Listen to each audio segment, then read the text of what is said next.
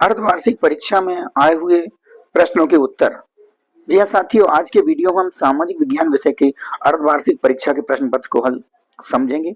तो आइए शुरू करें। सबसे पहले वस्तुनिष्ठ प्रश्न की चर्चा करें। मृदा के कटाव व उसके बहाव की प्रक्रिया को क्या कहा जाता है? सही उत्तर है मृदा अपरदन।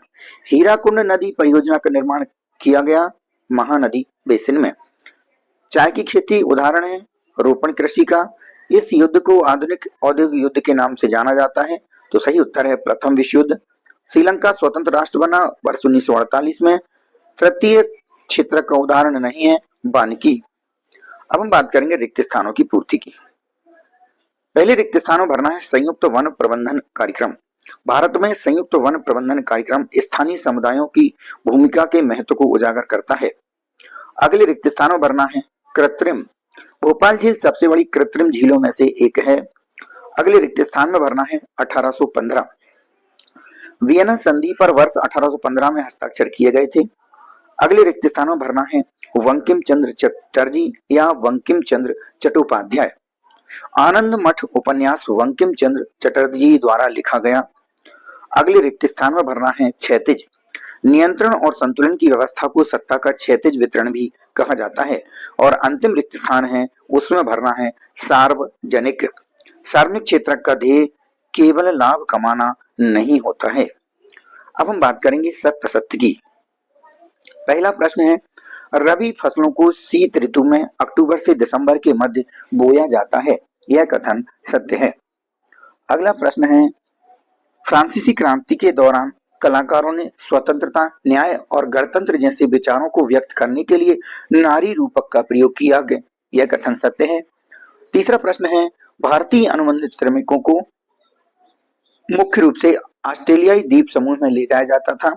यह कथन असत्य है, क्योंकि आपने पढ़ा होगा जो गिरमिटिया मजदूर हैं उन्हें फिजी, गयाना और वेस्ट इंडीज ले जाया जाता था और यहाँ पर दिया है ऑस्ट्रेलिया, इसलिए हमारा कथन असत्य है। किसी देश की कुल आय को प्रति व्यक्ति आय भी कहा जाता है। यह कथन असत्य है। अगला प्रश्न है बहुराष्ट्रीय कंपनियों द्वारा किए गए निवेश को विदेशी निवेश कहते हैं। यह कथन सत्य है।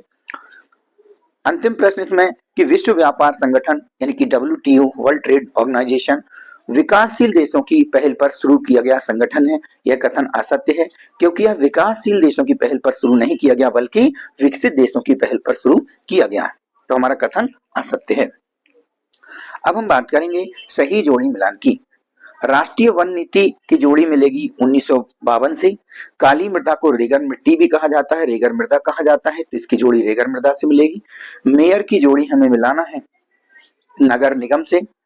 प्रतिरक्षा, बैंकिंग और संचार संघ सूची के विषय हैं। सहकारी समिति जो सहकारी समितियां हैं ये जोड़ी मिलेगी ऋण का औपचारिक स्रोत से। और मुद्रा की जोड़ी मिलेगी विनिमय का माध्यम। आगे हम बात करेंगे एक वाक्य में उत्तर लिखिए। बांधों को आधुनिक भारत का मंदिर किसने कहा?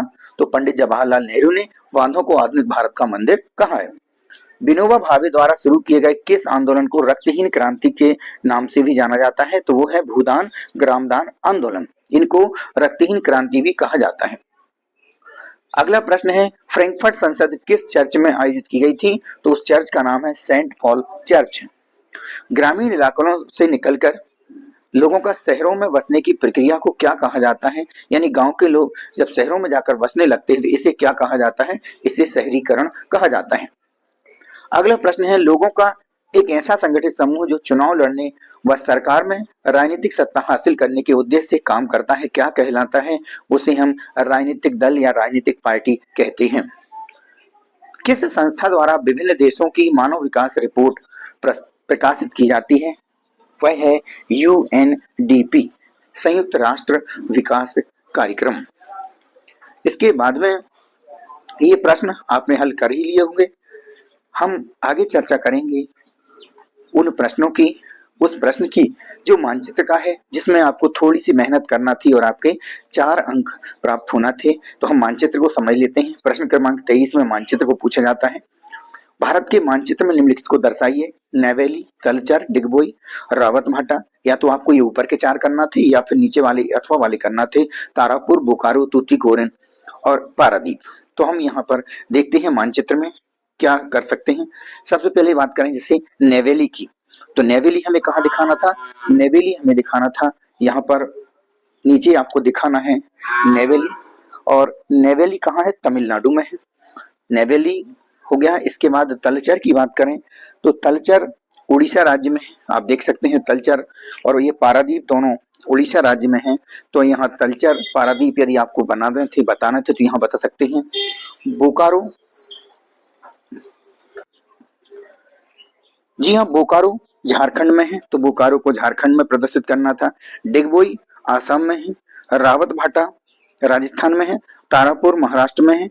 इस प्रकार से आप यहाँ पर देख सकते हैं। यदि आपने पहले वाले ऊपर वाले किए हैं तो यहाँ पर पीले वाले चिन्हों से देख लीजिए, जैसे रावत भाटा है, तलचर है, नेवेली और डिगबोई।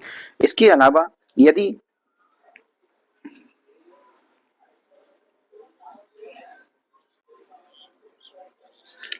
आपने अथवा वाले किए हैं जैसे तारापुर, बोकारो, तूतीकोरिन, पारादीप, तो आप इसमें से देख लीजिए, मिला लीजिए। मैंने तारापुर, बोकारो, पारादीप, तूतीकोरिन को लाल रंग के पेन से चिन्हित किया है।